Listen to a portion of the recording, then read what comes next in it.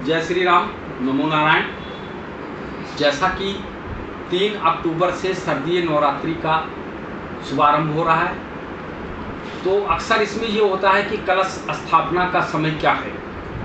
6:34 के बाद यानी 6:30 बजे के बाद कभी भी और शाम तक कलश स्थापित करने का समय है, स्थापना करने का समय है। उस समय पर कलश स्थापित किया जाता है। उसके साथ साथ में जैसे कि अब की बार कुछ ऐसे पंचांग हैं जिन पंचांगों में माँ जो है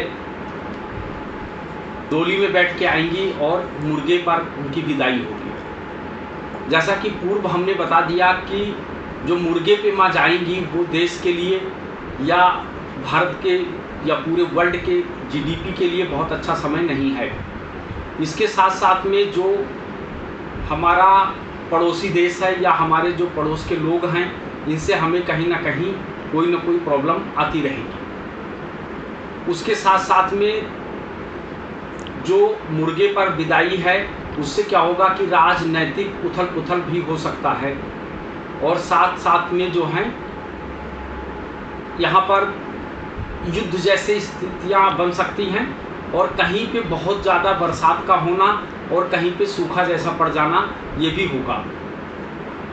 तो ये जो नवरात्रि है, इस नवरात्रि में माँ भवानी का पूजा करने से जैसे कि 9 दिन का पूजा होता है और 3 तारीख को आएंगी और 11 तारीख को जो है समापन है। और जैसा कि विजयदशमी के दिन जो 9 दिन का व्रत करेंगे वो विजयदशमी के दिन पारण करेंगे, यानी वो व्रत को तोड़ेंगे। और जिस व्यक्ति को अष्टमी भूखा रहना है तो उनका अष्टमी और नवमी एक ही दिन पड़ेगा। तो जैसा कि ये जो नवरात्रि है, इन 9 दिन नवरात्रि में हम क्या कर सकते हैं, किस प्रकार से माँ भवानी को हम प्रसन्न कर सकते हैं। तो जैसा कि जब हम पढ़ते हैं तो उसमें आता है प्रथम शैलपुत्री, यानी वो जो माँ हैं वो शैलपुत्री हैं, यानी पर्वतराज शैल की पुत्री हैं। तो जैसे कि वो बहुत सौम्य हैं और जिस व्यक्ति के जीवन में अगर किसी भी प्रकार का अभाव चल रहा है या उनको कोई समस्याएं चल रही हैं, इस प्रकार की समस्याएं हैं कि जिनको पारिवारिक लेकर के, आर्थिक लेकर के इन सब चीज़ों की दिक्कतें हैं, तो उनको 9 दिन तक माँ भवानी का उपासना करना चाहिए और उनके 9 स्वरूपों का रोज़ रोज़ पूजन करना चाहिए।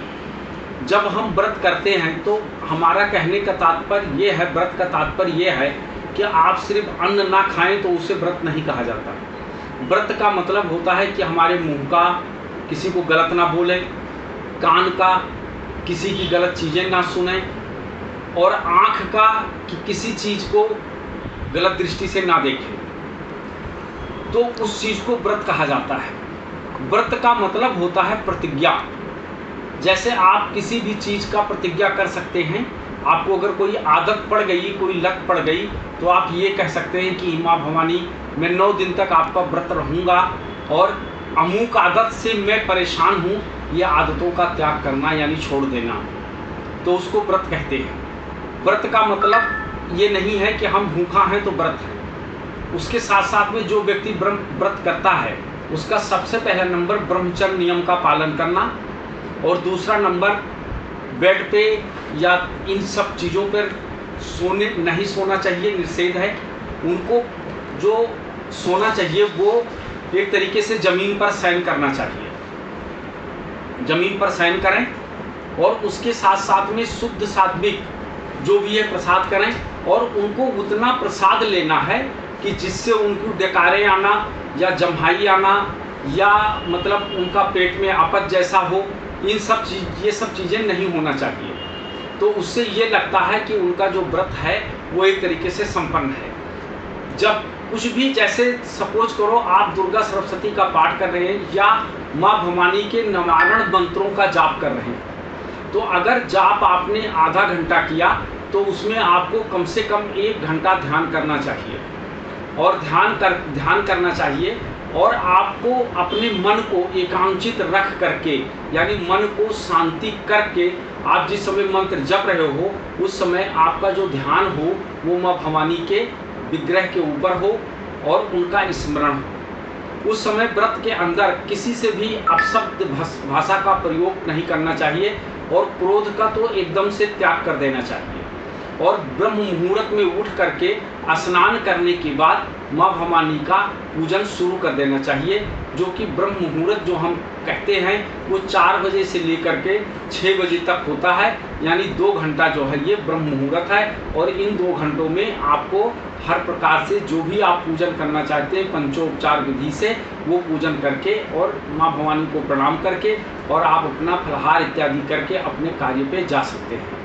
तो ऐसे ही हम आपको अपने चैनल के माध्यम से रोज रोज के बारे में बताते रहेंगे कि आज कौन सी देवी का पूजन करना है, इनसे आपको क्या फल मिलेगा, इसके बारे में हम बताते रहेंगे। जय श्री राम, नमो नारायण।